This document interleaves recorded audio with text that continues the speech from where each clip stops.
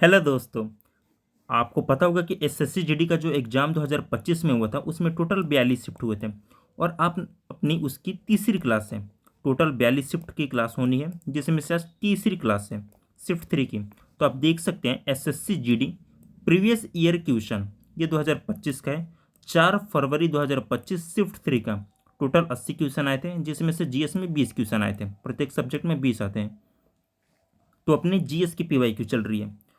ऐसे अपनी चारों सीरीज चल रही है, उसको लास्ट में हम देखेंगे। तो देखिए ये आज तीसरी क्लास है, तो आइए शुरू करते हैं बिना किसी देरी के। तो देखिए अपना पहला क्वेश्चन है, निम्नलिखित में से कौन सा निम्नलिखित में से कौन सा एक प्रमुख कारक है जिसने वैश्वीकरण को सुगम बनाया है। तो देखिए ऑप्शन देखिए, बहुराष्ट्रीय निगमों में गिरावट, बढ़े हुए टैरिफ और व्यापार बाधाएं, प्रौद्योगिकी में तेजी से सुधार, अलगाववादी की नीतियां। तो देखिए ऑप्शन सी आपका सही है, प्रौद्योगिकी में तेजी से सुधार। ऐसा हुआ क्यों, इसका रीजन समझिए। तो देखिए वैश्वीकरण को बढ़ावा देने में प्रौद्योगिकी सबसे बड़ी भूमिका रही है। आपका यही है प्रौद्योगिकीकरण में तेजी से सुधार। तो देखिए वैश्वीकरण को बढ़ावा देने में प्रौद्योगिकी की सबसे बड़ी भूमिका रही है। अब भाई ऐसा क्या हुआ, किसकी सबसे ज़्यादा भूमिका रही? तो इसकी थोड़ा सा तथ्य है, देख लीजिए, बस इतना ही है। इसके देखिए मुख्य कारण है, पहला इंटरनेट और संचार की क्रांति। ईमेल, वीडियो कॉल, इस सोशल मीडिया से देशों के बीच संपर्क आसान हुआ, तो भाई अपना व्यापार भी आसान हुआ। परिवहन में सुधार, हवाई, समुद्री और सड़क परिवहन तेजी से सस्ता हुआ, तो भाई व्यापार भी अच्छा होगा। सूचना प्रौद्योगिकी यानी आईटी आईटी सेक्टर, ऑनलाइन व्यापार, डिजिटल भुगतान आदि से वैश्विक व्यापार बढ़ा। और लॉजिस्टिक और सप्लाई चेन मैनेजमेंट, सामान का अंतर्राष्ट्रीय स्तर पर आवागमन आसान हुआ। ओके, आप समझ गए होंगे कि ऐसा क्यों हुआ। क्वेश्चन कहने का मतलब है कि इनमें से कौन सा एक कारक है जिसने वैश्वीकरण को सुगम बनाया, व्यापार को, इनडायरेक्ट तरीके से। क्वेश्चन नंबर सेकंड देखिए, सितंबर 2024 तक तमिलनाडु के मुख्यमंत्री कौन हैं? तो ऑप्शन ए नायाब सिंह सैनी, हेमंत सोरेन, भूपेंद्र पटेल और एम के स्टालिन। तो आपके फोर्थ ऑप्शन सही हो जाएंगे, एम के स्टालिन तमिलनाडु के मुख्यमंत्री। अब देखिए आप एक बात बताइए, आपने तमिलनाडु के मुख्यमंत्री पूछा, आपने इसको रट्टा मार लिया पीवाईक्यू से। ओके, अगर आप ही बताइए आंध्र प्रदेश का सीएम पूछ दे, मुख्यमंत्री पूछ दे, तो आप क्या करेंगे? हर साल मुख्यमंत्री से क्वेश्चन आता है, इसलिए मैंने वर्तमान मुख्यमंत्री कौन कौन है उन सबका एक डाटा लेके आया। भाई क्या हुआ ये, इसका फॉन्ट काफ़ी छोटा गया, 1 सेकेंड। हाँ, तो आप देख सकते हैं, ये रट्टा मार लीजिए, कन्फर्म है कि हर साल एग्जाम में क्वेश्चन आते हैं। तो राज्यों के मुख्यमंत्री 2026, ये 2026 का डाटा है, मैंने आज का डाटा लिया है। तो आंध्र प्रदेश के कौन है? तो एन चंद्र बाबू नायडू, सॉरी, ओके। अरुणाचल प्रदेश के पेमा खांडू हैं, ये काफ़ी चर्चित व्यक्ति इस टाइम है। असम हेमंत बिस्वा शर्मा। बिहार के नीतीश कुमार हैं।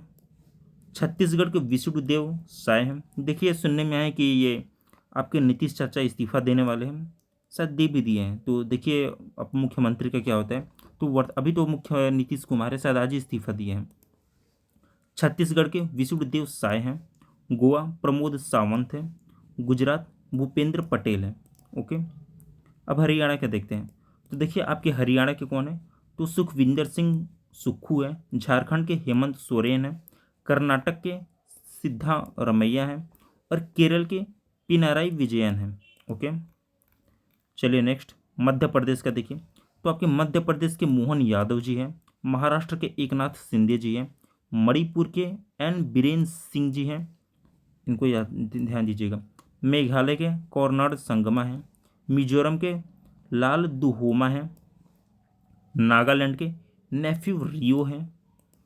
ओके, उड़ीसा के मोहन चरण मांझी जी हैं। पंजाब के भगवंत मान जी हैं। और राजस्थान के भजनलाल शर्मा जी हैं। सिक्किम के प्रेम सिंह तमांग जी हैं। तमिलनाडु के एम के स्टालिन जी हैं। इस बार एग्जाम में ये पूछा था, इस शिफ्ट में। आगे शिफ्ट में देखेंगे और कौन सा पूछा, आप याद करके रखे रहिए, हर साल पूछता है। तेलंगाना के रेवंत रेड्डी जी हैं। ओके, सॉरी भाई क्या हुआ,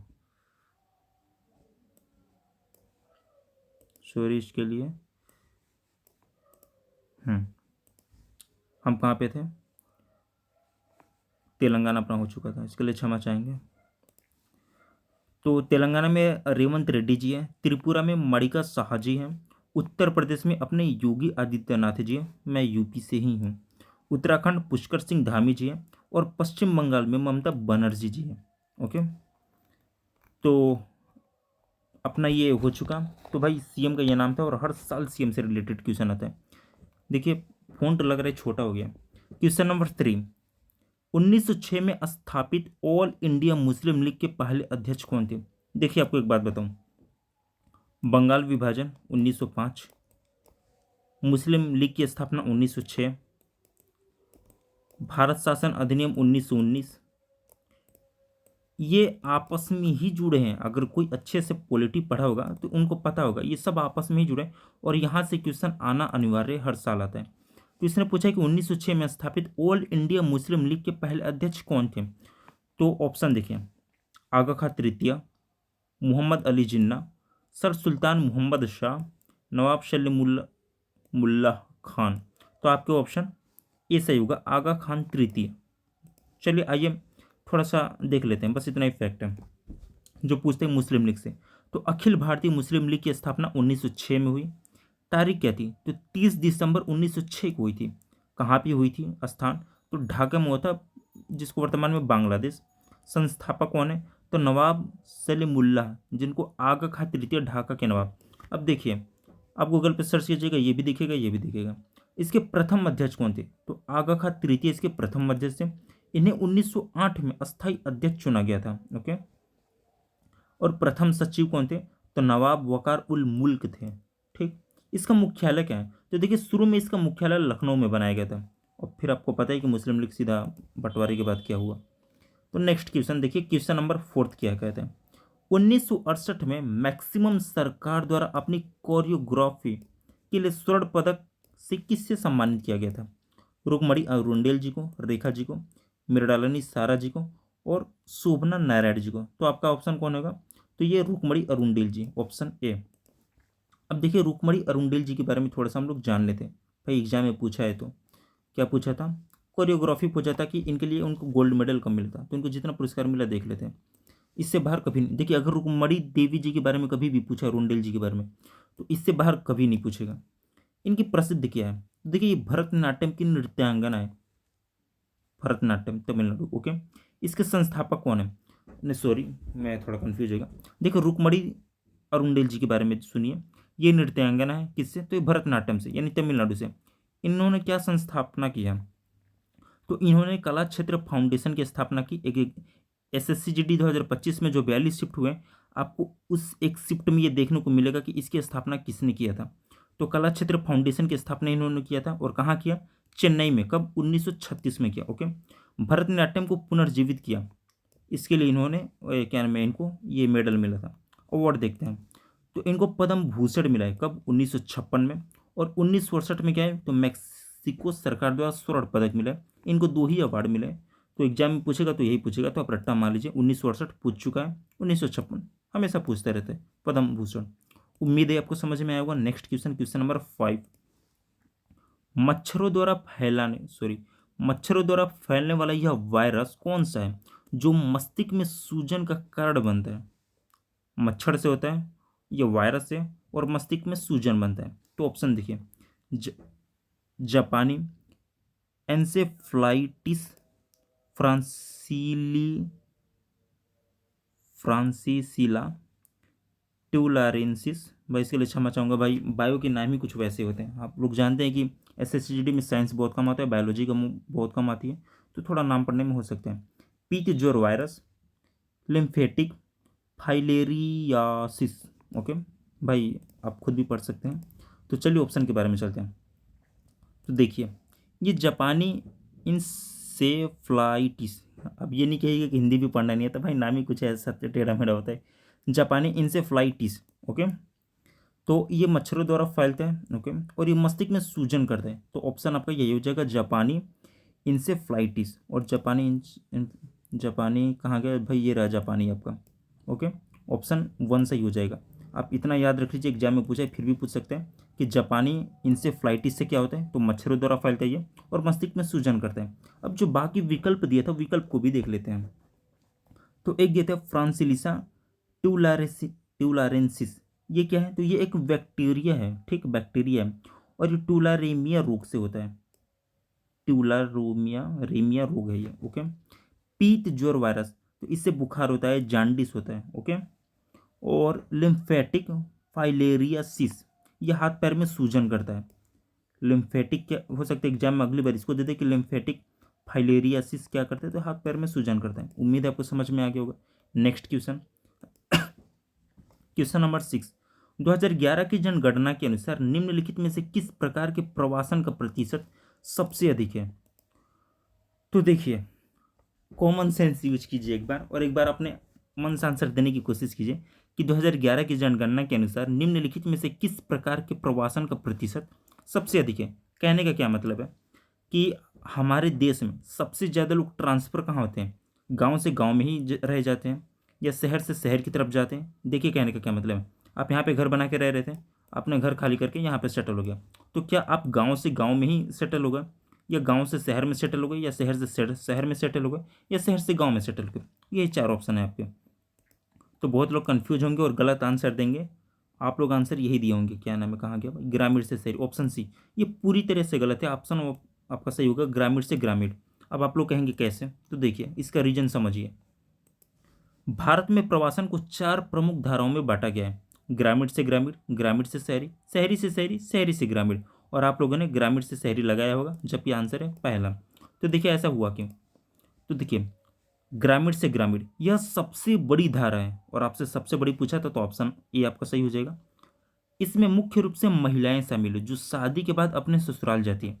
अब आप बताइए, आप कमाने के लिए जाते हैं, कितने जाते हैं, सिंगल जाते हैं, लेकिन भारत में जितनी भी शादियाँ होती हैं, मैक्सिमम गांव गांव की संख्या भी ज़्यादा है, तो महिलाएं शादी के बाद एक गांव से दूसरे गांव शिफ्ट होती है। तो पहला रीजन हो गया। दूसरे नंबर पे कौन आता है भाई, इस बार सबसे ज़्यादा पूछा है, अगली बार कुछ भी पूछ सकते हैं।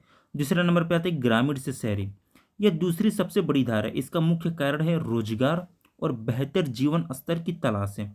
इसमें पुरुषों की संख्या अधिक होती है। भाई अगर आप मान लीजिए SSC GD में आपका सिलेक्शन हो गया, SSF की पोस्ट मिल गई, अब दिल्ली में सेटल हो गए, या फिर आपके पास अच्छे खासे पैसे हैं, तो आप सिटी में चले जाएंगे ताकि आपको अच्छे फैसिलिटी मिले, अच्छे कॉलेज मिले, अच्छे स्कूल मिले, बच्चों की सुधार हो। तीसरा है शहरी से शहरी, बेहतर नौकरी या ट्रांसफ़र के कारण एक शहर से दूसरे शहर जाना। मान लीजिए आपका सियासत में सिलेक्शन हो गया, आप दिल्ली में पोस्टेड है, आपका पंजाब में हो जाएगा, फिर कुछ साल बाद चंडीगढ़ में हो जाएगा, तो आप शहरी से शहरी में ट्रांसफ़र होते रहेंगे। और चौथा शहरी से ग्रामीण, चलिए मैं और एक एग्जाम्पल दूंगा, आप सुनिएगा। और चौथा है शहरी से ग्रामीण, जो सबसे कम है, यह सबसे छोटी धारा है। अक्सर सेवानिवृत्त के बाद या स्वास्थ्य कारणों के लोग वापस गांव लौटते हैं। मान लीजिए आपका सिलेक्शन हुआ, आप CSF में रहे, आप रिटायर हो गए, रिटायर के बाद क्या करेंगे, आप लास्ट में घूम फिर के आप अपने गाँव आएंगे और कहेंगे भाई आखिरी सांस अपने मिट्टी में सुकून से लिए जाए। एग्जाम्पल देना चाहूँगा बस ऐसे ही नॉर्मली। ग्रामीण से ग्रामीण, मान लीजिए आप एक लड़की हैं, ठीक, तो आपकी शादी हो जाएगी, तो आप एक गांव से दूसरे गांव में जाके सेटल हो जाएंगे, आपका ससुराल है वो। फिर ग्रामीण से शहरी, आपने SSC GD का एग्जाम दिया था, आपकी SSF में सिलेक्शन हो गई, सॉरी CSF में सिलेक्शन हो गया, आप दिल्ली चली गई, तो आप ग्रामीण से शहरी चली गई, ओके। उसके बाद शहरी से शहरी, आप 10 साल वहाँ पे ड्यूटी की, अब आपके क्या कहते हैं, ट्रांसफ़र का टाइम आ गया, वहाँ से आपको चंडीगढ़ ट्रांसफ़र कर दिया गया, तो आप शहर से शहर में ही प्रवास कर गई। फिर लास्ट में आता है शहरी से ग्रामीण। अब उसके बाद चंडीगढ़ में आप बुढ़ापे तक पहुँच गए, अब आपकी उम्र काफ़ी ढल चुकी है, तो उसके बाद आप कहती है कि अब अपने गाँव चले जाए, तो अब रिटायर के बाद आ जाती हैं अपने गाँव, अपनी मिट्टी में। तो यही इसका वास्तविक रीज़न था और वास्तविक एग्जाम्पल था। उम्मीद है समझ में आया होगा। देखिए फिजिक्स से आपको पता होगा कि SSC GD में जो साइंस आता है वो मैक्सिमम से मैक्सिमम 3 क्वेश्चन आता है, मैक्सिमम की बात करूँ। हद से ज़्यादा गलती से पूछ दिया तो 4, उससे ज़्यादा ना कभी आया है ना कभी आएगा। जिसमें फिजिक्स, केमिस्ट्री, बायोलॉजी, और बायोलॉजी तो चलो पूछ भी लेता है, लेकिन फिजिक्स केमिस्ट्री का कोई भरोसा नहीं भाई। केमिस्ट्री एक आ जाता है, ठीक, बायोलॉजी भी 1-2 आ जाते हैं, फिजिक्स किसी में आता है किसी में नहीं आता है, तो एक क्वेश्चन। तो चलिए देखते हैं इसको। वैसे फिजिक्स भी मेरा उतना अच्छा नहीं है। M द्रव्यमान की एक वस्तु को एक चिकनी क्षैतिज मेज पर वो दूरी तक गतिमान करने पर गुरुत्वाकर्षण बल द्वारा किया गया कार्य 0 md mgd md cos theta. तो आइए देखते हैं। तो देखिए इसका सॉल्यूशन क्या है। पुस्तक क्षैतिज दिशा में चल रही है, ठीक। पुस्तक किस दिशा में चल रही है, इसने क्या पूछा है। एक पुस्तक को चिकनी क्षैतिज मेज पर वह दूरी तक गतिमान, ठीक। एक पुस्तक है उसको क्षैतिज मेज पर दूरी तक गतिमान करते हैं। तो देखिए क्या कहता है आंसर। पुस्तक को क्षैतिज दिशा में चल रही है। गुरुत्वाकर्षण बल नीचे दिशा में लगता है, नीचे गिराया जा रहा है, नीचे दिशा में लगता है, ठीक है लगता है। यानी बल और विस्थापन के बीच कोण 90 डिग्री का होगा। एक पुस्तक ऐसे चल रही है, उसको नीचे ऐसे गिराया जाता है तो 90 डिग्री का ऐसे कोण बन गया, ओके। क्योंकि गुरुत्वाकर्षण ऐसे लगेगा और किताब को ऐसे फेंका गया और गुरुत्वाकर्षण ऐसे लगेगा, ओके ठीक। तो 90 डिग्री का कोण बना। उसमें दिया था, कितना दिया था, तो वर्क बराबर क्या फॉर्मूला होता है, तो F into D into cos theta. Theta की वैल्यू कितनी आ गई, 90 आपकी आ गई, ओके। तो कोस 90 की वैल्यू कितनी होती है, 0। तो आपका वर्क कितना होगा, 0, जो कि आपका ऑप्शन 1 होगा। उम्मीद है आपको समझ में आया होगा, ठीक। आप देख सकते हैं पुस्तक को एक क्षैतिज चिकने मेज पर दूरी तक गतिमान। उम्मीद है आपको समझ में आएगा। Next question number 8। जून 2024 में जनजातीय मामलों के मंत्री के रूप में निम्नलिखित में से किसे नियुक्त किया गया था। अब देखिए मंत्री तो बहुत है, कितने का करे, लेकिन कुछ खास खास मंत्रियों को मैं नाम लेके आया हूँ ताकि आप उन्हें याद कर सकें। तो इसमें पूछा है जनजातीय मामलों के मंत्री निम्नलिखित में से किसे नियुक्त किया गया है। प्रहलाद जोशी, ये तो वो हो गया, क्या कहते हैं, पंचायत श्री जी का प्रहलाद जी। अश्वनी वैष्णव जी, भाई ये तो रेल मंत्रालय जी हो गए। भूपेंद्र यादव जी, जुएजल ओराम जी, जुएजल ओराम जी। नो, मारने का ये मतलब थोड़ी कि ऐसा ही हो गया। आप भी जीडी की तैयारी करो, आप भी बताओ क्या होगा। तो देखिए प्रधानमंत्री कौन है, मोदी जी। गृह मंत्री जी कौन है, अमित शाह जी। और रक्षा मंत्रालय जी कौन है, राजनाथ सिंह जी। वित्त मंत्रालय कौन है, निर्मला सीतारमण जी। और विदेश मंत्रालय कौन है, तो एस जयशंकर जी। रेल मंत्रालय अश्वनी वैष्णव जी। और शिक्षा मंत्रालय धर्मेंद्र प्रधान। ये तो फेमस क्वेश्चन है जो सबसे ज़्यादा पूछते हैं। अब देखते हैं सड़क परिवहन कौन है, तो नितिन गडकरी जी। कृषि मंत्रालय शिवराज सिंह चौहान जी। जनजातीय कार्य को कौन है, तो जुएल ओराम जी, यही आपसे पूछा था। पर्यावरण मंत्रालय कौन है, तो भूपेंद्र यादव जी। वाणिज्य एवं उद्योग कौन है, तो पीयूष गोयल जी। श्रम एवं रोजगार कौन है, तो मनसुख मंडाविया जी। सूचना एवं प्रसारण कौन है, तो अनुराग ठाकुर जी। ये फेमस क्वेश्चन मैंने बस लाया था नाम, ओके 1 सेकेंड। उम्मीद है आपको समझ में आएगा। चलिए नेक्स्ट क्वेश्चन। चलिए मैं आपको एक मोटिवेशन के लिए एक चीज़ बताता हूँ, बस नॉर्मली ऐसा चीज़ है, ठीक। देखिए आप पार्टी वार्टी को नहीं मानेंगे, ना ही आप किसी चुनाव को, बस ये एग्जाम्पल है। आप देख रहे हैं कि हमारे देश के प्रधानमंत्री कौन है, नरेंद्र मोदी जी। और गृह मंत्री कौन है, अमित शाह जी। आज ये भारत के सबसे बड़े पद पर है, लेकिन अगर हम इनके शुरुआती दौर में चले ना, तो ये एक पार्टी के छोटे से कार्यकर्ता थे। और ये दोनों लोग का पता है क्या काम मिला था, जैसे सबको एक एक काम मिलता है ना, जैसे इनको आज गृह मंत्री मिला है, इनको प्रधानमंत्री मिला है।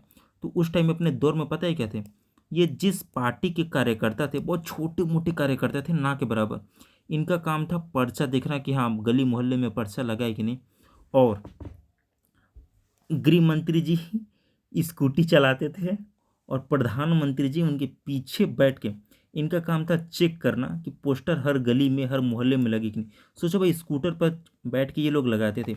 और इन्होंने निरंतर प्रयास किया, सालों साल प्रयास किया, और आज देखो बुढ़ापे में जाके इनको भारत का सर्वोच्च पद मिला है, प्रधानमंत्री गृह मंत्री। तो भाई मेहनत तो करनी पड़ती है, ठीक। Next question number 9। अली आई लिगंग वसंत उत्सव भारत के किस राज्य में फागुन महीने में पहले बुधवार को मनाया जाता है। आप में से कोई भी बच्चा मुझे इसका आंसर देके दिखा दो कि आपके किस टीचर ने इसको पढ़ा है, किस टीचर ने पढ़ा है। अली आई लिगंग, आपको लिख के देता हूँ कि अगर आप मान लीजिए कि एग्जाम में आपके आ गया ना इस बार भी, आप नहीं पढ़े कन्फर्म में आप स्किप करके आएंगे। और इन्हीं में से आप इसको अच्छे से पढ़ें। असम, इसका सही आंसर असम है। क्या असम का आपको ये पता था, नहीं पता था। तो देखिए इसको तरीका क्या है कि कोई भी आए तो हम आसानी से कर सकें, इसका मैं एक ट्रिक बताऊंगा आपको।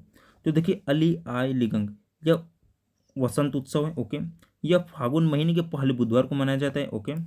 और यह मिसिंग जनजाति मनाती है। ओके। और ये असम का लोक नृत्य है। ठीक, असम के पहले का है। अब देखिए मैं आपके लिए क्या लाया हूँ, ये असम के लोक नृत्य हैं। अब आप कहेंगे कि भाई गूगल से कॉपी कर लेंगे तो कोई कितना याद कर पाएगा। अब मैं आपको एक बात बताता हूँ, इसको सर्च करने में लगभग आधे घंटे लगे थे। एक एक मैंने गूगल छाना, आज तक किसी भी एग्जाम में, मैं बता दूं, MTS, CHSL, SSCGD, मैं बस इन्हीं तीनों एग्जाम को लिया हूँ, उसके ज़्यादा कोई नहीं लिया हूँ, बस ये कांस्टेबल लेवल इन्हीं तीनों को लिया हूँ। इसने आज तक असम से जितने भी लोक नृत्य पूछे हैं, जितने भी त्यौहार, जो भी चीज़ पूछे, उन सबको मैं यहाँ पे कवर किया हूँ। इसको खोजने में आधे घंटे लगे हैं भाई, एक एक गूगल से मैंने सर्च किया। अगर एग्जाम में पूछेगा तो इससे बाहर कभी भी कोई भी नहीं पूछेगा। इससे बाहर आज तक ने SSC ने पूछा ही नहीं है। अगर नया पूछे तो भाई वो बात अलग है। तो देखिए असम का लोक नृत्य कौन से है? बगरुम्बा, बिहू, झूमर, बागुरुम्बा। देखिए बगुरुम्बा, बागुरुम्बा, मैं पहले सर्च किया गूगल पे, एक एग्जाम में बगुरुम्बा आया था। ठीक, दूसरे एग्जाम में मैंने एक सर्च किया तो वहाँ पे एक बागुरुम्बा आया था। दोनों SSC के ही क्वेश्चन है। तो वहाँ पे बगुरुम्बा बागुरुम्बा दोनों का मतलब वही होता है, कभी बगुरुम्बा देता है, कभी बागुरुम्बा देता है। मैंने दोनों नाम को ले लिया भाई, मुझसे मतलब नहीं है, मैं बस PYQ उठाऊंगा जितना आज तक पूछा है। भोरताल, देवधानी, अली आई लिगंग, ये आपसे इस बार पूछा था। चौंगली, काली गोपाल, ये सब पूछ चुका है। कानोई, खेल गोपाल, नागा, सत्रिया, नटपूजा, नटपूजा, दो बार मैंने दो बार कॉपी कर दिया, क्योंकि लगता है गलती से किसी और एग्जाम में पूछा तो मैंने ध्यान नहीं दिया कि पहले नोट किया और फिर इसको नोट कर दिया। बिछुआ और महारस, ये असम के सभी हैं। और आपको देखिए आपको मैक्सिमम कौन सा याद होगा, आप बस इसी में फंसे होंगे। एक बगुरुम्बा जानते होंगे, बिहू जानते होंगे, झूमर जानते होंगे, भोरताल आपने कभी पढ़ा होगा, और सत्रिय पढ़ा होगा, नटपूजा पढ़ा होगा, और बिछुआ पढ़ा होगा। बस इतना ही आपने पूछा, लेकिन ये भी सब पूछ चुका है। चलिए next question, question number 10। Okay. निम्नलिखित में से क्या भारत में किसी राज्य के राज्यपाल की शक्ति के अंतर्गत नहीं आता है? देखिए आपको एक बात बताना चाहूँगा, दिल्ली पुलिस में भी एग्जाम हुआ, SSCGD में एग्जाम हुआ, कुछ टाइम से देख रहे हैं SSC इन दो चीज़ों के बारे में बहुत ज़्यादा पूछ रहे हैं। नहीं, एक ही को लेते हैं, राज्यपाल की शक्तियाँ। एक दे रहा है कि इनमें से कौन सी राज्यपाल की शक्ति, और मैक्सिमम जो पूछ रहे हैं वो पूछ रहे हैं कि इनमें से कौन सी राज्यपाल की शक्ति नहीं है, मैक्सिमम पूछ रहे हैं। अभी दिल्ली पुलिस का आंसर क्या है ना, बहुत क्वेश्चन पूछा है, लगभग 3-4 से ज़्यादा क्वेश्चन पूछा है कि कौन सी दिल्ली क्या नाम है, राज्यपाल की शक्ति के अंतर्गत नहीं आता है। तो देखिए कार्यपालिका शक्ति, कार्यपालिका आप बोल सकते हैं कि भाई जैसे चच्चा पढ़ाई लिखाई का काम करते हैं, ऑफिस में ये काम करते हैं, तो जितने भी कार्यपालिका की शक्ति भाई इन्हीं के अंदर होती है। विवेकाधिकार की शक्ति इनके पास है, कुछ तर्क करने की शक्ति, अनिवार्य शक्ति, विधायी शक्ति। विधायी शक्ति आप तो जानते हैं ये कोई शक्ति नहीं होती, अनिवार्य शक्ति। तो आपका ऑप्शन थर्ड हो जाएगा। आइए एक बार देख लेते हैं। मैं इस PDF के बाद अगर ये क्वेश्चन आपसे कभी भी पूछता है राज्यपाल से रिलेटेड, शक्ति से रिलेटेड है या नहीं है, इससे बाहर जा नहीं सकता, ये गारंटी लिख के देता हूँ, क्योंकि ऐसे ही रिसर्च करके नहीं लाया। तो देखिए राज्यपाल की शक्ति, तो मुख्यतः 3 प्रकार की शक्ति होती है राज्यपाल की, कार्यपालिका शक्ति, विधायिका शक्ति और विवेकाधिकार शक्ति। ओके। अब देखिए ये कौन सी होती कौन सी है, एक बार समझ लीजिए। इसके बाद राज्यपाल से रिलेटेड कभी भी क्वेश्चन आया शक्तियों से रिलेटेड, आप स्किप नहीं करेंगे। ये वाला क्वेश्चन तो थोड़ा आसान था, आप कर लिए होते। आगे चलिए आपको क्वेश्चन मिलेंगे। पहला है कार्यपालिका शक्ति, इसमें होता क्या है, तो देखिए राज्य के प्रशासन और सरकारी कामकाज चलाना वास्तविक मुख्यमंत्री चलाते हैं, लेकिन भाई कौन सा राज्य क्या कर रहा है अपनी मनमानी नहीं कर रहा, तो केंद्र सरकार को नज़र तो रखना है ना, इसीलिए राज्यपाल की नियुक्ति होती है। और राज्यपाल राज्य पर नज़र रखता है, उसके सरकारी कामकाज देखता है, जितना भी कागज पत्र होता है सब यही देखते हैं। अगर देखते हैं कि हाँ भाई राज्य ठीक से चल रहा है कि नहीं, इसकी काम होते हैं राज्यपाल की। ओके। उदाहरण, मुख्यमंत्री और मंत्रियों की नियुक्ति, सरकारी आदेश लागू करना, ये सब राज्यपाल का काम है, और वही तो उसकी कार्यपालिका की शक्ति है। दूसरी विधायी शक्ति, विधानसभा विधायक परिषद से जुड़े काम। अब देखिए हमने शायद पीछे शिफ्ट वाले में कर लिया है, उसमें क्वेश्चन पूछा था बैठक बुलाना, नहीं, इसका उदाहरण पहले देख लीजिए। बैठक बुलाना, कानून मंजूर, कानून कानून मंजूर करना या वापस भेजना। तो उस क्वेश्चन में पूछा था कि, फिर पूछ देता हूँ, कि सदन को भंग करने की शक्ति किसके पास होती है? तो आंसर था उस टाइम राज्यपाल। ये सर पहला सेट का क्वेश्चन है। ओके, विधायी शक्ति हो गया। अब देखते हैं विवेकाधिकार शक्ति। ओके, तो देखिए इस शक्ति में क्या है, अपने स्वतंत्र निर्णय से फैसले लेता है। कहेंगे कैसे? तो देखिए, अगर कोई पार्टी बहुमत नहीं है, कोई पार्टी बहुमत नहीं लाती, तो मुख्यमंत्री तय करेगा कि क्या करना है। तो ये मुख्यमंत्री तय करना, भाई सॉरी सॉरी सॉरी बिल्कुल सॉरी, कोई पार्टी बहुमत नहीं लाती है तो मुख्यमंत्री तय करना, ये राज्यपाल तय करेंगे कि कौन मुख्यमंत्री बनेगा। तो ये राज्यपाल की विवेकाधिकार शक्ति है और इस पर राज्य सरकार दबाव नहीं डाल सकता, बाध्यकारी नहीं है। उम्मीद है आपको समझ में आएगा। यही तीन शक्तियाँ हैं, कार्यपालिका शक्ति, विधायी शक्ति, विवेकाधिकार शक्ति, और इन्हीं में से घुमा फिरा के देता है। SSCGD में ऐसे टोटल 4 क्वेश्चन आए हैं। नेक्स्ट क्वेश्चन, भारतीय शास्त्रीय संगीतज्ञ और तालवादक यल्ला वेंकटेश्वर राव किस वाद्य यंत्र को बजाते हैं? ओके, तो देखिए ऑप्शन है नादस्वरम, घटम, पखावज, मृदंगम।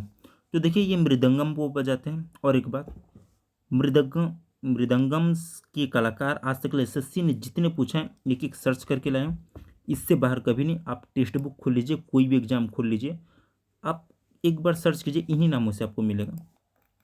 ठीक, चलिए देखिए मृदंगम। तो मृदंगम दक्षिण भारत के कर्नाटक संगीत का महत्वपूर्ण वाद्य यंत्र है। एक शिफ्ट में ये क्वेश्चन पूछा है, तो मैंने यहाँ पे इसको नोट किया था कि ये जो मृदंगम है ये किस राज्य से संबंधित है? तो आपका कर्नाटक। ओके, यह दोनों तरफ से बजाया जाने वाला ढोल जैसा वाद्य यंत्र होता है।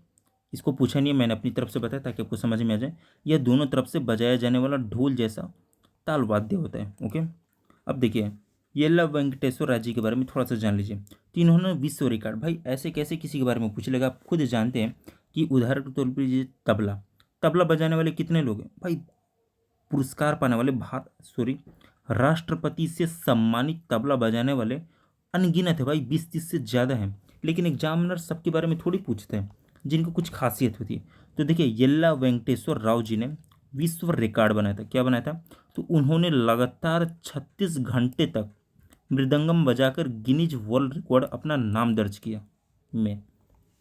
तो उन्होंने लगातार 36 घंटे तक भाई मृदंगम बजाया। ठीक, इनको सम्मान क्या मिला है? तो भारत सरकार ने उन्हें कला के क्षेत्र में योगदान के लिए 2007 में पद्मश्री से सम्मानित किया है। ओके, चलिए आइए देखिए।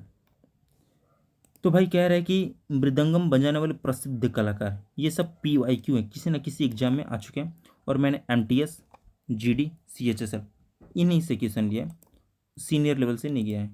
तो देखिए कौन कौन है, पालघाट मड़ी अय्यर, पालनी सुब्रमण्य पिल्लई, उमियालपुरम के शिवरामन, TK मूर्ति, करेकुड़ी आरमड़ी, चित्री शंकरन, गुरुवायूर दुरई, नारायणन, नेवेली R, पालघट R रघु, T गोपाल कृष्णन, राम नदवी राघवन, येल्ला वेंकटेश्वर राव। ओके, तो बस यही नाम है। अगर इससे रिलेटेड आपको कभी भी क्वेश्चन पूछते हैं मृदंगम से रिलेटेड, मैं लिख के देता हूँ कि इन 13 से बाहर जा नहीं सकता, यह गारंटेड है। ओके, तो SSCGD में रट्टा मार लीजिए। चलिए नेक्स्ट क्वेश्चन, धिवेही भाषा भारत के किस पड़ोसी देश की आधिकारिक भाषा है? अब देखिए PYQ क्यों लगाना चाहिए, ये तीसरा शिफ्ट है। पहला शिफ्ट में क्या पूछा था? तो आपका शायद पहले में कि दूसरे में पूछा था कि भारत के पड़ोसी देश धर्म, हाँ पूछा था कि भारत के पड़ोसी धर्म की कौन सी ये धार्मिक, कहने का ये मतलब है कि शायद किसका दिया था, उसने पूछा था कि किस, मान लीजिए पाकिस्तान का दिया था, तो पूछा था कि किस देश में इस्लामिक है, तो आंसर था पाकिस्तान। तो पड़ोसी देश से सेकंड वाले पहले सेट में भी क्वेश्चन आया था और सेकंड में भी आया था, यानी ये टोटल पड़ोसी देश से तीसरा क्वेश्चन है। अगर आप PYQ करेंगे या एनालाइज, जब एग्जाम होते तो आप एनालाइज करेंगे तो आपको पता चल जाएगा कि एग्जामिनर पड़ोसी देश से पूछ रहे। एक में पूछा कि भाषा से रिलेटेड पूछा था, भाषा तो इसमें पूछा है। एक में धर्म से क्वेश्चन पूछा था, एक में भाषा से क्वेश्चन पूछे। आगे चल के देखिए, आगे चल के आपको वो मिलेगा, क्या कहते हैं वो बच्चे पैदा होते हैं उनको क्या कहते हैं, अरे भाई नहीं होते हैं उनको, क्या बोलते हैं कि, अरे भाई जन्म दर, ये जो बच्चे पैदा होते हैं तो उनको कुछ कहते हैं ना कि इनकी जन्म दर मृत्यु दर कितनी है, वो पूछा था कि पड़ोसी देश में सबसे ज़्यादा किस में है। ठीक, ये पूछा था, ये बच्चे जो पैदा होते हैं जन्म दर उसको क्या कहते हैं, नाम याद नहीं आ रहा। तो आगे चलिए आपको वो मिलेगा। तो पूछा है कि धिवेही भाषा, इसलिए आप एनालाइज करते रहिए। धिवेही भाषा भारत के किस पड़ोसी देश की आधिकारिक भाषा है, आपको तो पता ही होगा, भूटान, श्रीलंका, मालदीव, म्यांमार। तो देखिए, भारत और उसके पड़ोसी देश की आधिकारिक भाषाएं जो उस राज्य ने एक्सेप्ट की है, भारत की क्या है, तो भारत की हिंदी और अंग्रेजी है। तो देखिए भाई, ये हिंदी राजकीय भाषा है और अंग्रेजी कार्यकारी भाषा है दोनों। पाकिस्तान की उर्दू है, नेपाल की नेपाली है, भूटान की जोंखा है, श्रीलंका की सिंगली है, तमिल, ये सिंगली सिंगली, म्यांमार की क्या है, बर्मी है, और आपकी मालदीव की क्या है, धिवेही है, चीन की क्या है, मंदारिन है, और अफगानिस्तान की क्या है, तो पाश्तुदारी है। इस बार आपसे पूछा था मालदीव के बारे में। ठीक, और बाकी 42 शिफ्ट हुए, इनमें से अब किसी में भी भाषा के बारे में नहीं पूछे, लेकिन पड़ोसी देश से एक एक क्वेश्चन कुछ ना कुछ पूछ रहा है, तो ऐसे पता चल जाएगा तो आप रट्टा मार लेंगे। ठीक, तो चलिए नेक्स्ट क्वेश्चन, क्वेश्चन नंबर 13। किस पंचवर्षीय योजना का उद्देश्य आत्मनिर्भरता प्राप्त करना और स्थिरता के साथ विकास प्राप्त करना? देखिए, ये मैक्सिमम इतना ही तक पूछता है। ऑप्शन क्या है, चौथी योजना, छठी योजना, सातवीं योजना, दूसरी योजना। तो आपको पता है कि ये चौथी ऑप्शन होगा, चौथी योजना। तो चौथी योजना के बारे में एग्जामिनर ने हमसे पूछा है, तो चौथी योजना, सॉरी भाई, चौथी योजना हम पूरा खत्म कर देंगे। तो देखिए, चौथी पंचवर्षीय योजना कब शुरू हुई थी, आप कहेंगे 1969 से 1974 तक चली थी। ओके, यह गाडगिल सूत्र पर आधारित थी। ठीक, मॉडल क्या था, तो मॉडल अशोक रुद्र एवं एलन माने मॉडल था। ओके, हमारा लक्ष्य कितना था, तो 5.7% था, लेकिन मिला कितना, 3.3%, यानी हमारी असफल योजना रही। ओके, इसमें हमारा उद्देश्य क्या था, तो हमारा उद्देश्य था आत्मनिर्भरता की प्राप्ति करना, स्थिरता के साथ आर्थिक विकास और कृषि उत्पादन में वृद्धि। ओके, स्थिरता के साथ विकास प्राप्त करना, आत्मनिर्भरता, आत्मनिर्भरता स्थिरता के साथ विकास प्राप्त करना उद्देश्य, ये चौथी पंचवर्षीय योजना का था। अब देखते कि हमारी चौथी पंचवर्षीय योजना में हुआ क्या था। ओके, तो देखिए, चौथी पंचवर्षीय योजना में इसरो की स्थापना हमने की थी 15 अगस्त 1969 को। ऑपरेशन फ्लड हमने चलाया था 1970 में। 1971 में हमने पाकिस्तान के साथ युद्ध भी लड़ा था। 1969 में हमने 14 बैंकों का राष्ट्रीयकरण किया। 19 जुलाई 1969 को हमने 14 बैंकों का राष्ट्रीयकरण किया। राष्ट्रीयकरण बैंकों का 2 चरण में हुआ था। ओके, सर दूसरा 1980 में हुआ था। 1974 हमने स्माइलिंग बुद्धा किया था। भाई किसको नहीं पता होगा, परमाणु परीक्षण, परमाणु। और तारापुर एमएच मतलब महाराष्ट्र, इसमें परमाणु ऊर्जा संयंत्र की हमने स्थापना की थी तारापुर में, जो कि महाराष्ट्र में। और परिवार नियोजन कार्यक्रम का बहुत प्रसार, एक और आपको बता देता हूँ, परिवार नियोजन कार्यक्रम का बहुत प्रसार। आपको इसी एसएससी जीडी 42 शिफ्ट में एक शिफ्ट में आपको एक क्वेश्चन मिलेगा, उसमें पूछेगा कि परिवार नियोजन कार्यक्रम कब शुरू किया गया था। ऑप्शन में आपका क्या था, देखिए, ऑप्शन में आपका 2 भी था, ऑप्शन में आपका 1 भी था, ऑप्शन में आपका 4 भी था। अब आप जाके सर्च कीजिए कि 2 है कि 4 है, बताऊंगा तो आपको कन्फ्यूजन होगा। ठीक, इसलिए जब वो क्वेश्चन आएगा तब बताऊंगा तो ज़्यादा आपको ठीक रहेगा। तो उसका आंसर 4th नहीं होगा। ये मैंने 4th में लिखा है ना, लेकिन ऑप्शन उसका 4th में नहीं होगा। अब ये कन्फ्यूजन क्या है, मैं बताऊंगा तो ज़्यादा ही कन्फ्यूजन हो जाएगा, इसलिए जब वो क्वेश्चन आएगा तब एक्सप्लेन करूँगा। तो परिवार नियोजन 4th में भी हुआ था। अब जैसे देखिए, क्या कहते हैं, जैसे मान लीजिए कि आपकी शादी होने वाली है, आपकी शादी की बात चर्चे बहुत चल रही है, चर्चे बहुत चल रही है, 2026 चल रहा है, चर्चे चल रहा है, नहीं हुआ आपकी शादी। 2028 में भी आपकी चर्चे हुए। अभी पूछेगा कि भाई शादी के चर्चे कब हुए थे, तो भाई 26 में हुए भी तो 28 में भी हुए थे, 28 में चर्चे हुए तो 28 में मैंने लिख दिया। अब 26 उसका क्यों आंसर माना है वो उसमें आपको देखने को मिलेगा। ऐसा बताऊँगा तो बहुत ज़्यादा कन्फ्यूजन होगा, वो कुछ अपवादित क्वेश्चन आ जाता है। ठीक, भारत की सभी, हाँ देखिए एक बार ये देख लीजिए, इस क्वेश्चन में क्या था, उद्देश्य पूछा था, मतलब पंचवर्षीय योजना का आपसे उद्देश्य पूछा जाता है, इसलिए मैं 12वीं पंचवर्षीय योजना का 12 पंचवर्षीय योजना का उद्देश्य लेके आया और कुछ नहीं। जो टॉपिक पूछेगा वो टॉपिक हम खत्म कर देंगे, ताकि उस टॉपिक से रिलेटेड आपको कभी भी कोई डाउट ना हो, ना स्किप करना पड़े। पहले पंचवर्षीय योजना, इसका उद्देश्य क्या था? तो मुख्य लक्ष्य कृषि विकास था। यह हेराड डोमर मॉडल पर आधारित थी। ठीक, हमारा देश आज़ाद हुआ था तो भाई उस समय हमें भोजन की जरूरत थी, इसलिए कृषि था। द्वितीय पंचवर्षीय योजना में भारी उद्योगों को प्रौद्योगिकीकरण पर ध्यान दिया, ये महालनोबिस मॉडल पर था। तीसरी पंचवर्षीय योजना का क्या लक्ष्य था हमारा? तो अर्थव्यवस्था को आत्मनिर्भरता बनाना, रक्षा और विकास। ओके। चौथी पंचवर्षीय योजना में हमारा क्या लक्ष्य था? तो स्थिरता के साथ विकास और आत्मनिर्भरता की प्राप्ति, जो आपसे पूछा था। ओके। पांचवा, मैक्सिमम, सबसे ज़्यादा ये पूछा जाता है, सबसे ज़्यादा अनगिनत बार इसको पूछा जाता है। कोई क्वेश्चन पंचवर्षीय योजना से आया चाहे ना, ये पहले नंबर पे आता है। गरीबी हटाओ न्यूनतम आवश्यकता कार्यक्रम MNP, ये आपका पांचवी पंचवर्षीय योजना का है। छठी, गरीबी निवारण और तकनीकी आत्मनिर्भरता। सातवीं में क्या था? तो खाद्य कार्य उत्पादकता, रोजगार के अवसर बढ़ाना। और एक बात बता दूं आपको, आपने खाद्य कार्य उत्पादकता रोजगार के अवसर को बढ़ाना, जरूरी नहीं कि एग्जामिनर इसी लैंग्वेज में देगा, मुद्दा यही रहेगा, लेकिन एग्जामिनर अपनी लैंग्वेज घुमा देता है। ओके, इसलिए आप किताब में भी सर्च कीजिए, गूगल में भी सर्च कीजिए, टीचर में भी सर्च कीजिए, वो हमेशा जब भी ये लक्ष्य बताते हैं ना, तो उनकी एक लैंग्वेज अलग होती है, क्योंकि एग्जामिनर हमेशा अलग लैंग्वेज में पूछते हैं। तो हमने कहाँ तक, सातवीं देख लिया था ना? हाँ, सातवीं तक। आठवीं क्या कहते हैं? मानव संसाधन विकास, शिक्षा और स्वास्थ्य को प्राथमिकता देना। नवीं पंचवर्षीय योजना का क्या था? तो सामाजिक न्याय और समानता के साथ विकास। 10वीं का क्या था? तो अगले 10 वर्षों में प्रति व्यक्ति आय को दोगुना करना। भाई कोई आया था 2002 में, 2007 में, बोले कि हम 10 वर्षों में प्रति व्यक्ति आय दोगुना करेंगे। 11वीं पंचवर्षीय योजना, तो तीव्र और अधिक समावेशी विकास। 12वीं पंचवर्षीय योजना, तीव्र अधिक समावेशी और सतत विकास। आपको बता दूं, इस 12 में से सबसे ज़्यादा अगर मैक्सिमम कोई पूछा है, 11वीं, 12वीं और ये पाँचवीं।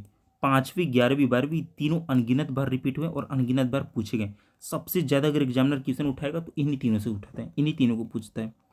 Next question, question number 14। देखिए 14 क्या कहते हैं? भारतीय संविधान के किस संशोधन के अंतर्गत संपत्ति के अधिकार को मौलिक अधिकार की सूची से हटा दिया गया? तो आपका पता होगा कि ये 42वां संविधान संशोधन 1976 के माध्यम से हुआ था। जो आपका मौलिक अधिकार था, ये क्या नाम है, संपत्ति का अधिकार, जो मौलिक अधिकार था उसको 300 कॉम में डाल दिया गया, यानी अभी एक कानूनी अधिकार बन गया। तो इसको अच्छे से एक्सप्लेन करते हैं। देखिए, संपत्ति के अधिकार, तो पहले संपत्ति का अधिकार एक मौलिक अधिकार था। ओके, मतलब अगर सरकार आपकी जमीन लेती थी तो आप सीधे उच्च न्यायालय या सर्वोच्च न्यायालय जा सकते थे। क्यों? क्योंकि सुप्रीम कोर्ट और उच्च न्यायालय हमारे मौलिक अधिकार की रक्षा करते हैं, और ये जमीन हमारी संपत्ति, हमारी जो संपत्ति थी मौलिक अधिकार थी। तो मौलिक अधिकार जब हमारा कोई छीनता था तो हम कोर्ट चले जाते थे। लेकिन सरकार को मान लीजिए कि रोड बनाना था, ओके, आपकी मतलब हाईवे बनाना था, अब बीच में आपके बस एक मंडा जमीन आ गई, अब जमीन देने को राजी नहीं, आप बोल रहे कि भाई ये मेरा मौलिक अधिकार है, मैं नहीं दूंगा, मैं कोर्ट चले जाऊंगा। अब सरकार बताइए आपके घर के लिए इतना चौड़ा हाईवे ऐसे घुमा के लेके जाए? तो भाई इसमें संविधान किया गया संशोधन में, 42वां संविधान संशोधन 1976 किया गया। और फिर क्या हुआ? संशोधन होने के बाद सरकार गरीबों को जमीन देना चाहती थी। आखिर हुआ क्यों था, ये सुनिए रीजन, उसका वास्तविक रीजन। सरकार गरीबों को जमीन देना चाहती थी, जमींदारी खत्म करना चाहती थी, लेकिन बड़े जमींदार कोर्ट चले जाते थे क्योंकि यह मौलिक अधिकार था। इससे सरकार को काम करने में दिक्कत होती थी। पहला रीजन तो मैंने ये बता दिया। दूसरा रीजन क्या था? जब भारत आज़ाद हुआ था तो आप जानते हैं कि जमींदार किसको कहते हैं? जिनके पास मैक्सिमम ज़मीन होती थी। अब सरकार चाहती थी, हमारा देश अभी अभी आज़ाद हुआ है, हमें कृषि पे फोकस करना चाहिए, तो भाई किसान के पास ज़मीन रहेगा तभी तो वो कृषि करेगा। लेकिन मैक्सिमम ज़मींदारी किसके पास थी? ज़मीन वो हमारे ज़मींदार जी के पास थी, और वो कृषि वो भी करते थे, लेकिन किसानों को इतना फ़ायदा नहीं होता था। तो वो चाहते थे कि हम खरीद के ज़मींदारों से अपने किसानों में बांट दें, लेकिन ज़मींदार बेचते ही नहीं थे, क्योंकि वो उनका अमीर होने का वही तो एक रास्ता था। सरकार खरीदती थी तो वो कोर्ट चले जाते थे। इसलिए सरकार ने संशोधन कर दिया कि चलो भैया हम तुम्हारा मौलिक अधिकार ही हटा देते हैं, और इसके बाद आम आदमी भी ज़मीन खरीदने लगा। तो आप देख सकते हैं, एक बार देखिए, रट्टा मारेंगे भूल जाएंगे, स्टोरी याद रखेंगे दिमाग में बस जाएगा, कभी भी बस एक लाइन देखेंगे सब मेमोरी वापस आ जाएगी। आपको ज़मींदार की कहानी समझ में आ गई, पहले जमींदार होते थे अब क्यों नहीं है, ये सब 42वां संविधान संशोधन का है। पहले हाईवे नहीं बनता था, बीच में आ जाता था, अब देखिए। तो देखिए 44वां संविधान संशोधन, ओ भाई 1978, भाई इसके लिए हम क्षमा चाहेंगे, हम तब से 42वां संविधान संशोधन 1976 कह रहे थे, इसके लिए हम क्षमा चाहेंगे, बिल्कुल क्षमा चाहेंगे, दिमाग से बिल्कुल मन में वही चल गया था भाई। ज़्यादा बोलने से दिमाग कभी इधर उधर हो जाता है, जैसे लगातार अब बोलते रहो, लगातार 40 मिनट से बोल रहा हूँ। तो 42वां संविधान संशोधन ये 44वां था, और ये 44वां संविधान संशोधन 1978 में हुआ था। ओके, इसके लिए हम बिल्कुल क्षमा चाहेंगे। मैं भी सोच रहा था कि कुछ तो गलत हो रहा है। 44वां संविधान संशोधन 1978, इसके लिए क्षमा चाहेंगे। इस संशोधन में क्या हुआ था, तो संपत्ति का अधिकार मौलिक अधिकार से हटा दिया गया और नया अनुच्छेद जोड़ा गया 300A।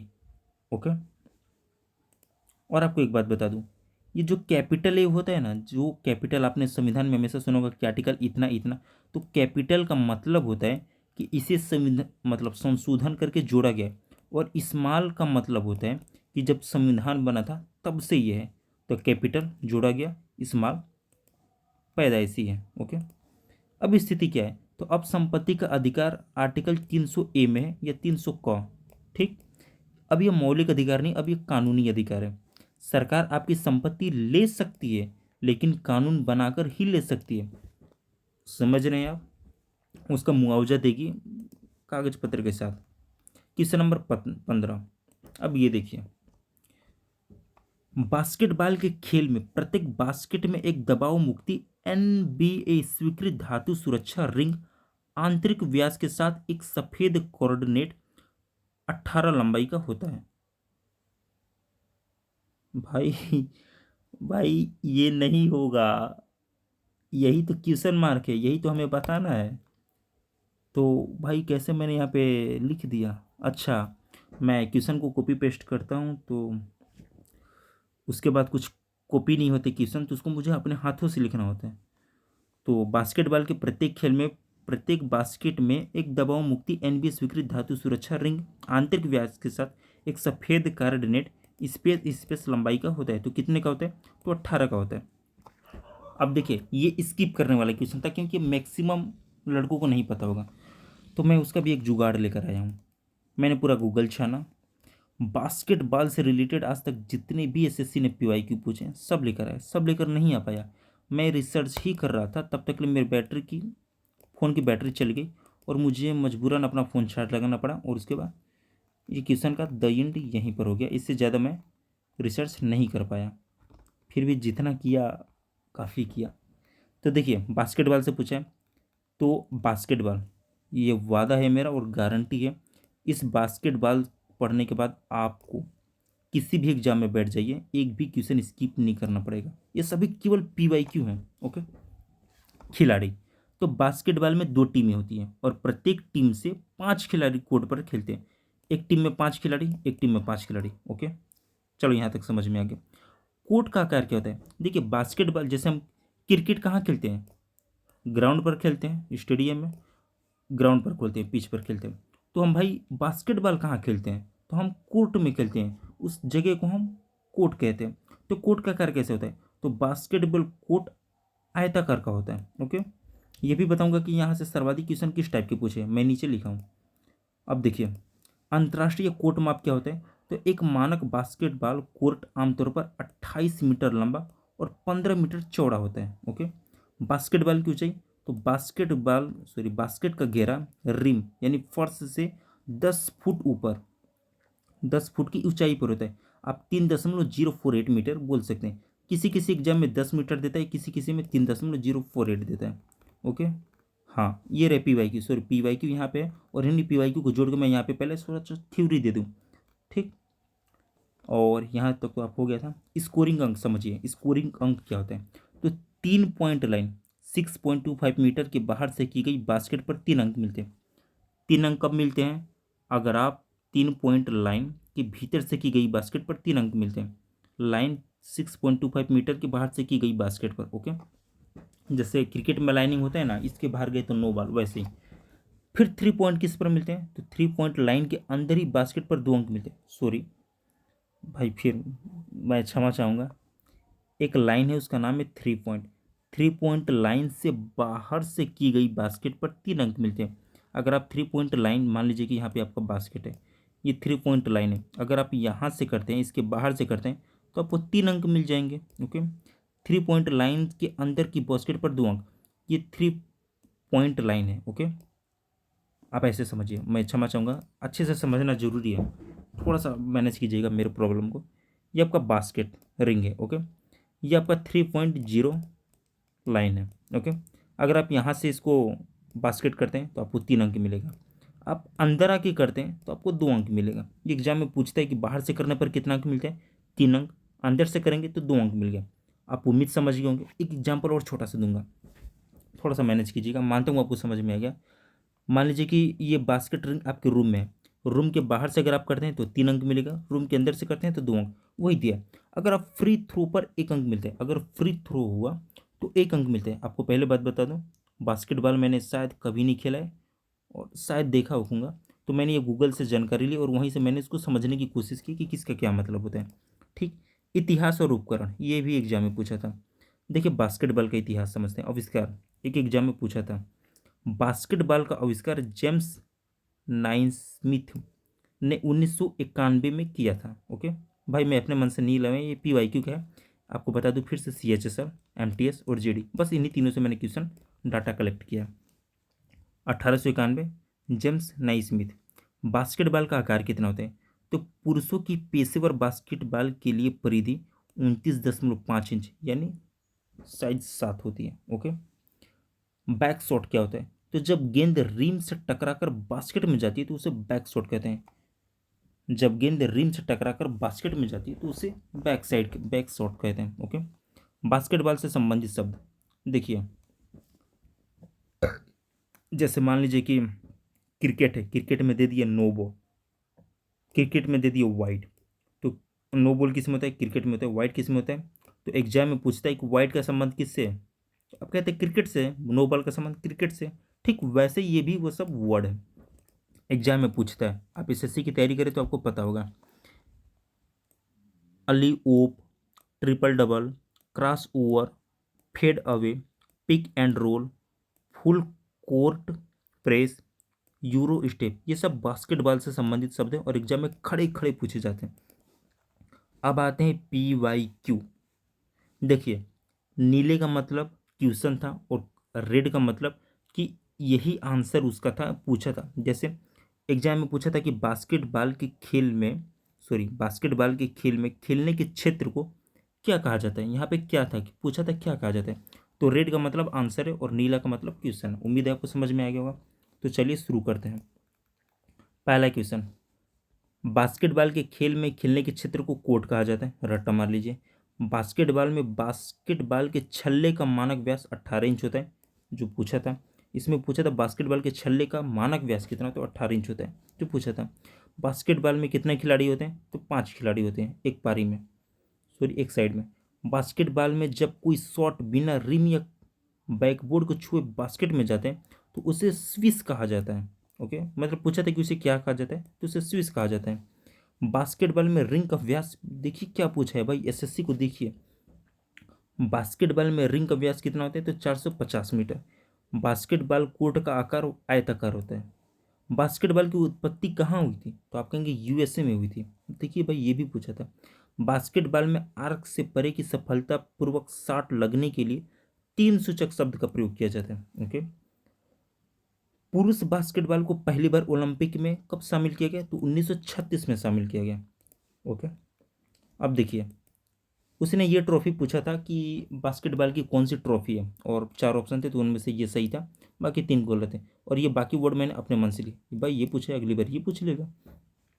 तो बास्केटबॉल से संबंधित ट्रॉफी, SM अर्जुन राजा, ओके, लैरी ओ ब्रायन चैंपियनशिप ट्रॉफी बास्केटबॉल से, Bangalore bulls challenge cup basketball से, बलासत सॉरी बसालत झा ट्रॉफी, ये भी बास्केटबॉल से, फेडरेशन कप बास्केटबॉल से, रोड मेमोरियल ट्रॉफी बास्केटबॉल से। भाई मैं एक ही जानता हूँ, वास्तविकता बताऊँ तो फेडरेशन कप, मैंने बहुत सुना था फेडरेशन कप के बारे में।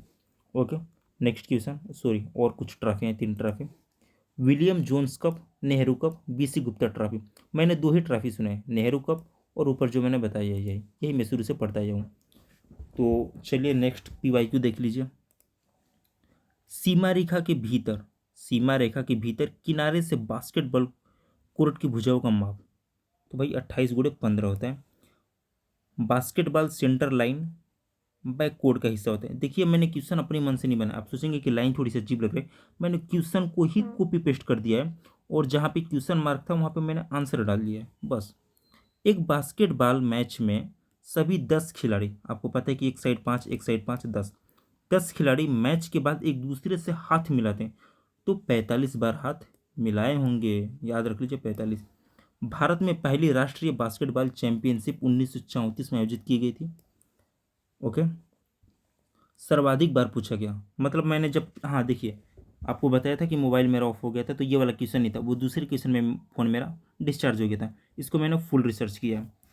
तो सर्वाधिक बार क्या पूछा देखा, तो मैंने पीवाईक्यू जितने भी खोजे उनमें मैक्सिमम क्वेश्चन था कितने खिलाड़ी होते हैं, तो 5 खिलाड़ी थे। मैदान कैसे होता है, आयताकार होता है। ओके भाई, अगर आप बास्केटबॉल से क्वेश्चन अगर मैं लिख के देता हूँ, स्किप नहीं करूँगी, उसमें नंबर आपके पक्के हैं। मैंने बस एक टाइप का इसमें क्वेश्चन छोड़ा है, कौन, खिलाड़ियों से, कि भाई कौन खिलाड़ी बास्केटबॉल से संबंधित है। तो चलिए नेक्स्ट क्वेश्चन, क्वेश्चन नंबर 16।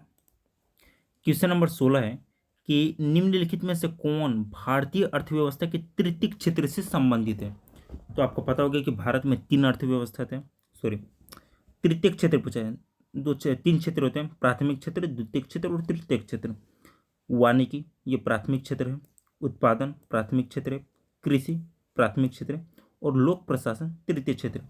देखिए चलिए नीचे एक्सप्लेन किया, इसी को डायरेक्ट समझ लेते हैं।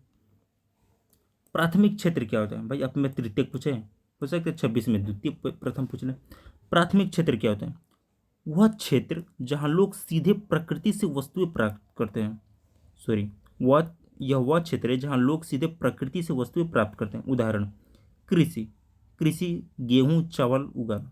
भाई हम गेहूँ चावल कहाँ से लेते हैं, सीधा प्रकृति से लेते हैं। खनन, कोयला लोहा निकालना, हम कहाँ से लेते हैं, सीधा प्रकृति से निकलते हैं। तो प्राथमिक क्षेत्र मतलब हमारा संबंध सीधा प्रकृति से, जैसे खेती, मछली पालन, कोयला लोहा निकालना। द्वितीय क्षेत्र देख लेते हैं। प्राथमिक क्षेत्र मैक्सिमम गांव में था, यह भी याद रखिएगा, ग्रामीण क्षेत्र। द्वितीय क्षेत्र यानी सेकेंडरी सेक्टर। परिभाषा, इस क्षेत्र में कच्चे माल को मशीनों या कारखानों में तैयार कर माल में बदला जाता है। उदाहरण, कपड़ा मिल, कपास से कपड़ा बनता है। इस्पात उद्योग, लोहा से स्टील बनता है। कहने का मतलब है कि जहाँ हम बदलते हैं, जैसे ये बस उदाहरण, वास्तविकता नहीं है, बस ये अपवाद है, लेकिन बस समझाने के लिए। दूध है, दूध का हम क्या बना देते हैं, दही बना देते हैं, तो दही एक तरीके से आपका द्वितीय क्षेत्र हो जाएगा। ये वास्तविकता नहीं है, बस समझाने के लिए, ये गलत है। और दूध आपका प्राथमिक क्षेत्र, मतलब प्राथमिक क्षेत्र प्रकृति से मिलते हैं, और जहाँ हम संशोधन करें, जहाँ हम उसको मिलावट करें, बनाएं, जिसमें मानव अपना एनर्जी लगाए, मतलब उसका रूप ही बदल दें, तो वो द्वितीय क्षेत्र आ जाता है। जैसे हमने लोहा मिला था, लोहा कहाँ से मिला था, जमीन से मिला था, हमने उस लोहे का स्टील बना दिया, अभी द्वितीय क्षेत्र में काम हो गया। ठीक, अब तृतीय क्षेत्र देखते हैं। यह वह क्षेत्र है जहाँ लोगों को सेवाएं दी जाती है, सामान नहीं बनाया जाता। जैसे ना ही इसमें खेती किया जाता है, ना ही लोहा से स्टील बनाया जाता है। इसमें सर्विस सेक्टर, ये सर्विस दिया जाता है। सर्विस का मतलब, पुलिस, पुलिस क्या करती है भाई, मजदूरी नहीं करती, खेती नहीं करती, कुछ नहीं करती। भाई करती क्या है पुलिस, हमारी सहायता करती है, मतलब जिसमें सहायता ना, खरीदने बेचने की कोई झंझट ना हो। जैसे बैंक है, पैसे से जुड़ी सेवा। मैनेजर क्या करता है भाई, हमारी सेवा करता है।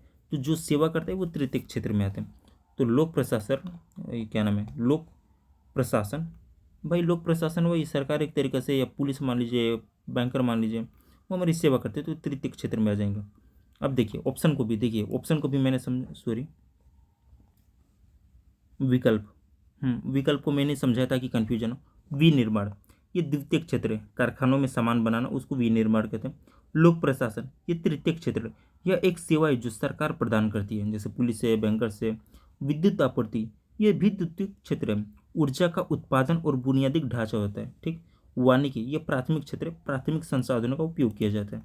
Next question, question number 17।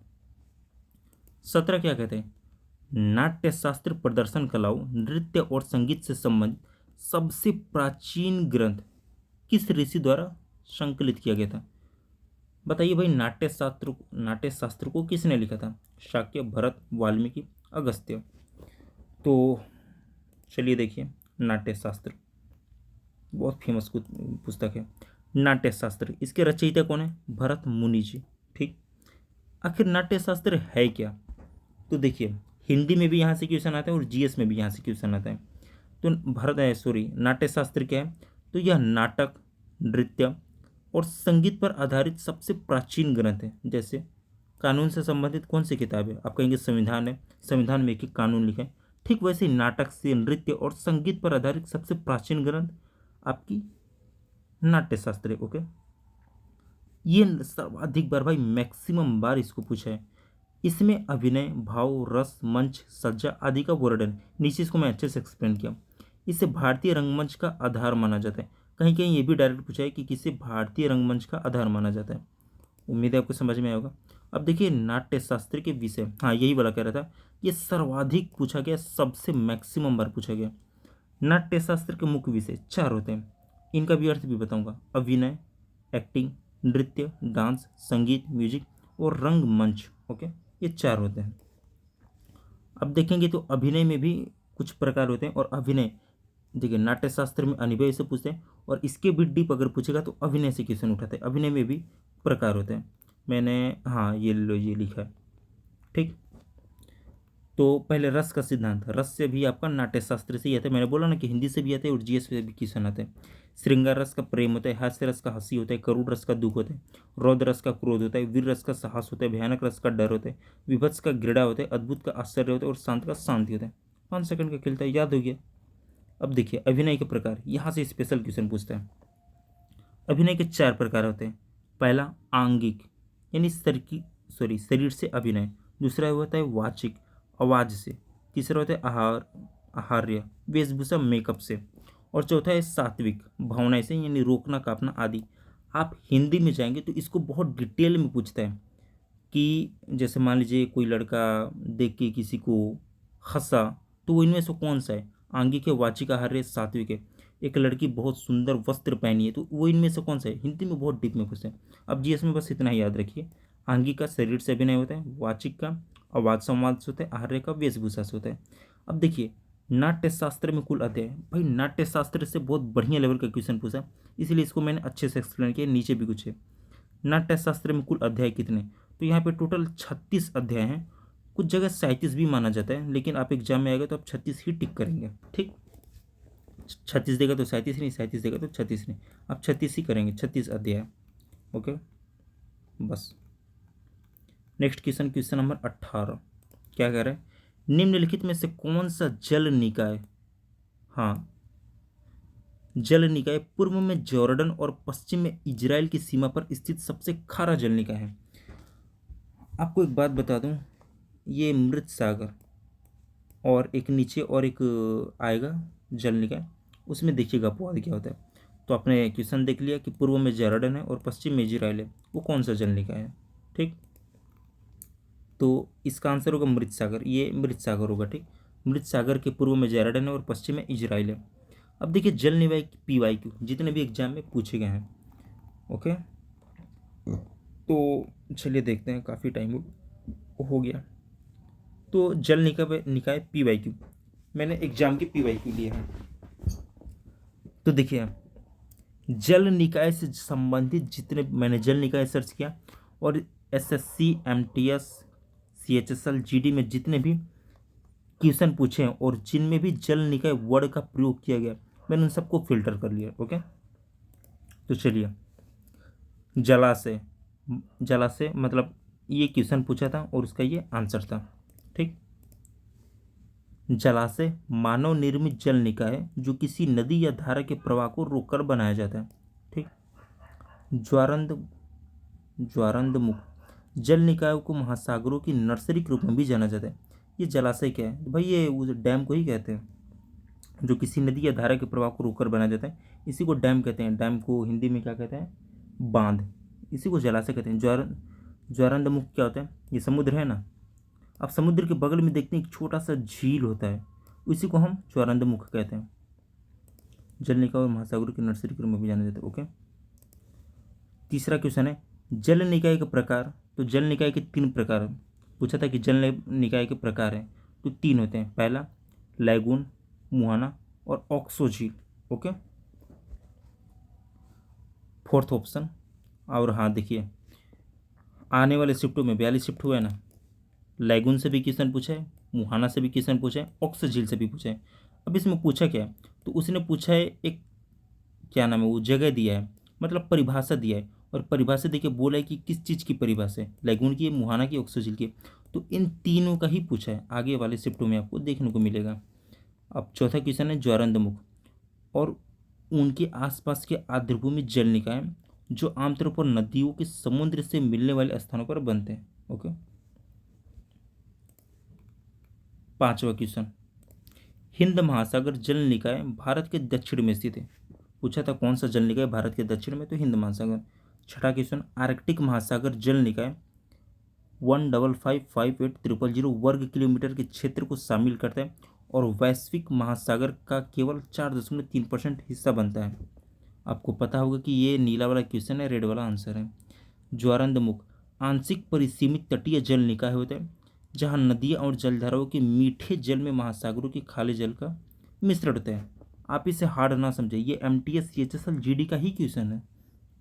Question 8, समुद्र और महासागरों जैसे 2 बड़े जल निकायों को जोड़ने वाले जल के एक संकीर्ण मार्ग को जल डमरू मध्य कहते हैं। ओके, क्वेश्चन नंबर 9, भूमध्य सागर और प्रशांत महासागर स्वेज नहर से जुड़ा है। ठीक, अधिकांश नदियां रेत में विलीन हो जाती हैं। पूछा था कि अधिकांश नदियां कहाँ विलीन होती हैं, तो रेत में होती हैं, पहाड़ों में नहीं, रेत में होती हैं। क्वेश्चन नंबर 11, तस्मान सागर जल निकाय ऑस्ट्रेलिया को न्यूजीलैंड से अलग करते हैं। वैन झील जल निकाय में सबसे अधिक लवणता होती है। हाँ, ये क्वेश्चन मैं कह रहा था, इसको ध्यान से देखिए, SSC ने क्या माना है। एक क्वेश्चन था, उसमें पूछा था कि कौन सा जल निकाय सबसे अधिक लवणता होती है। ऑप्शन में वैन झील भी था, ऑप्शन में मृत सागर भी था, लेकिन SSC ने उसमें वैन झील को माना था कि सबसे ज़्यादा लवणता वैन झील में होती है। ठीक, तो हम मानेंगे कि वैन झील सबसे ऊपर है, उसके नीचे कौन सी है, मृत सागर, हम यही मानेंगे ना भाई। ठीक, अगला ही क्वेश्चन क्या था अगले एग्जाम में, कौन सा जल निकाय विश्व में सबसे अधिक लवणता होती है, लेकिन वहाँ ऑप्शन में तस्मान सागर नहीं था, वो वैन झील, तस्मान सागर, सॉरी ये वैन, एक 1 सेकेंड यार, वैन झील, 1 सेकेंड 1 सेकेंड में 1 सेकेंड, हाँ सॉरी थोड़ा कन्फ्यूजन हो गया था, कन्फर्म हो गया, वैन झील। देखिए क्वेश्चन क्या कहने का, वैन झील जल निकाय में सबसे अधिक लवणता होती है। ऑप्शन में मृत सागर भी था, वैन झील था, वैन झील को बोला गया, यानी मृत सागर से ज़्यादा लवणता वाली वैन झील आपकी है। फिर अगला ही क्वेश्चन था कि कौन सा जल निकाय विश्व में सबसे अधिक लवणता है, और ऑप्शन में तस्मान यहाँ पे नहीं होगा, ये मैंने कॉपी किया था तो इसे गलती से ये कॉपी होगा, यहाँ पे वैन होगा, VAIN। ओके, वैन, तो यहाँ पे ऑप्शन में वैन नहीं था, उसने मृत सागर को माना। तो बहुत लोग कन्फ्यूजन होते हैं, देखिए सबसे ज़्यादा अगर लवणता पूछे तो आप वैन झील मानेंगे और दूसरे नंबर पे मृत सागर मानेंगे। आज भी लोग मृत सागर को पहले नंबर पे मानते हैं, जो कि सबसे ज़्यादा वैन है। उम्मीद है आपको समझ गए होंगे, यही मेरा मकसद था। नेक्स्ट क्वेश्चन, कैस्पियन सागर, कैस्पियन सागर कैस्पियन सागर स्थल रुद्ध जल निकाय है। पूछा था कि कौन सा सागर स्थल रुद्ध जल निकाय, तो कैस्पियन सागर। अरब सागर जल निकाय भारत को पश्चिम से घेरता है। मृत सागर जल निकाय पूर्व में जॉर्डन और पश्चिम में इजराइल की सीमा पर स्थित सबसे खारा जल निकाय है। ओके भाई, सबसे खारा क्यों कहते हैं, जब यहाँ पे वैन भी है तो दूसरे नंबर पे मृत आता है। 10 डिग्री चैनल, मैंने आपको बोला था ना कि आगे चल के क्वेश्चन पूछे हैं, नहीं ये तो अलग एग्जाम्पल है। 10 डिग्री चैनल जल निकाय अंडमान निकोबार से अलग करता है। देखिए इसकी ट्रिक क्या है, अंडमान, अंड मतलब अंडा, निको निक मतलब निक, अंडा निकबा, अंडा निक है भोजपुरी में, अंडा निकबा 10 रुपये में। तो 10 डिग्री चैनल। खाड़िया जल निकायों को महासागरों की नर्सरी के रूप में भी जाना जाता है। आपने देखा, आप एक बार ये देखिए, खाड़िया जल निकायों को महासागरों की नर्सरी के रूप में भी जाना जाता है। आपने ये देख लिया, यहाँ पे खाड़ी के बारे में पूछा था, नर्सरी के रूप में भी जाना जाता है। एक बार ध्यान से समझिए मैं कहना क्या चाहता हूँ, ध्यान से समझिए। खाड़ियाँ जल निकायों को महासागरों की नर्सरी के रूप में भी जाना जाता है। मतलब खाड़िया को नर्सरी भी कह सकते हैं, नर्सरी को खाड़ी भी कह सकते हैं, नर्सरी के रूप में भी जाना जाता है। ठीक, चलिए समझ में आ गया। अब नीचे देखिए ऊपर जो मैंने अभी एक क्वेश्चन करा था, कहाँ गया भाई, मैं जो दिखाना चाहता कहाँ गया, हाँ ये देखिए, ज्वारंदमुख जल निकायों को महासागरों की नर्सरी के रूप में भी जाना जाता है। अब देखिए, तो इसका मतलब ज्वारंदमुख, नर्सरी और वो एक था, तीनों एक ही को कहते हैं। और क्वेश्चन को घुमाने का तरीका देखिए, दोनों में वही क्वेश्चन पूछा है, यहाँ पे कुछ और बदल दिया था। ओके, यहाँ पे खाड़ी दे दिया है और यहाँ पे ज्वारंदमुख दिया है। ओके, तो आपको सभी नाम पता होने चाहिए। Question next, question number 19। Girnar में अपने शिलालेख के लिए जाने वाले सबसे प्रसिद्ध शक शासक कौन है? Rudradaman, Rudrabhuti, Menander, Demetrius. Okay, Girnar में अपने शिलालेख के लिए जाने जाने वाले सबसे प्रसिद्ध शक शासक कौन है? तो देखिए 42 शिफ्ट में इस शासक के बारे में, शक शासक के बारे में बस एक ही क्वेश्चन था, और वो भी एक क्वेश्चन ये था, बस एक ही पूछा था, इसलिए मैंने ज़्यादा भी लिया नहीं।